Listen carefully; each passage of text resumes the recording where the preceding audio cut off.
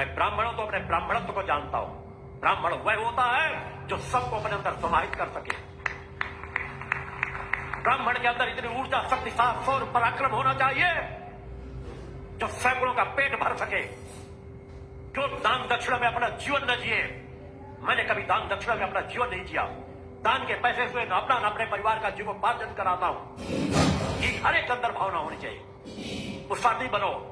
कहीं ब्राह्मण सभा, कहीं क्षत्रिय सभा, कहीं कोई सभा, कोई सभा।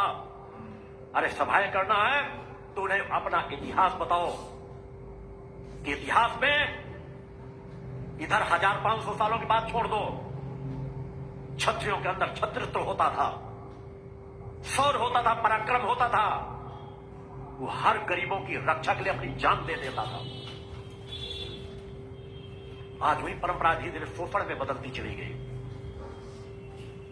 देश की रक्षा के लिए अनेकों लोग अपने राष्ट्र की रक्षा के लिए, गरीबों की रक्षा के लिए, महिलाओं बहन बेटियों की रक्षा के लिए हंसते हंसते कुर्बान हो जाते थे। ब्राह्मणों के अंदर, हमारे ऋषि मुनियों के अंदर, तपस्वियों के अंदर इतना शौर्य, साहस और पराक्रम रहता था कि जरूरत पड़ने पर अपने द्वार खोल देते थे और गरीबों को अन्न धन देकर के भी धन धान्य कर देते थे।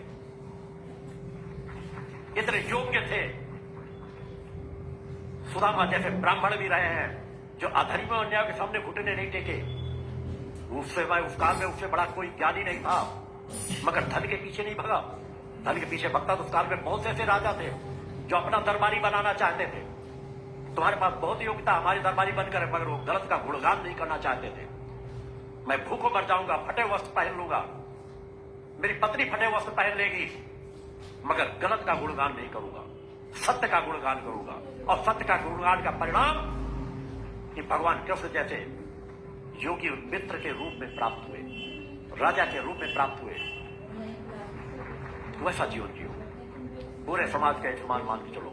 न मैं छुआछूत मानता हूं, न ऊंची नीच मानता हूं। मेरे जीवन की यात्रा में कोई एक दाग नहीं लगा सकता, बचपन से आज तक की यात्रा में। यही जीवन का सत्य है।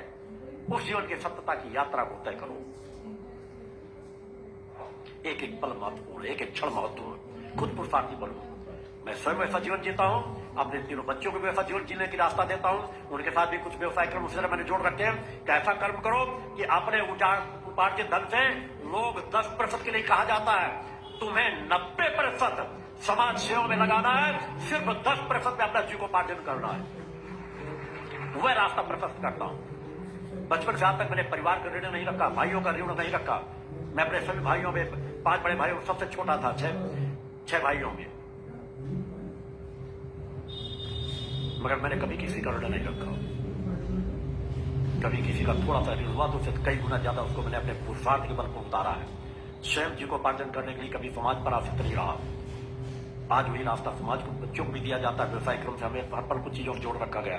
वो हमारा एक अलग कर्म है, पुरुषार्थ का कर्म है कि हम किसी पर आश्रित न रहे बल्कि दूसरों को मदद दे सके। आयुर्वेद का जो वो बढ़ रहा है, आयुर्वेद फूड प्रोडक्ट का प्रयास होगा इसे बहुत उन्नति के पथ पर ले जाया जाए। इसमें भी समाज का कोई पैसा नहीं लगने दिया गया। दान दक्षिणा समर्पण का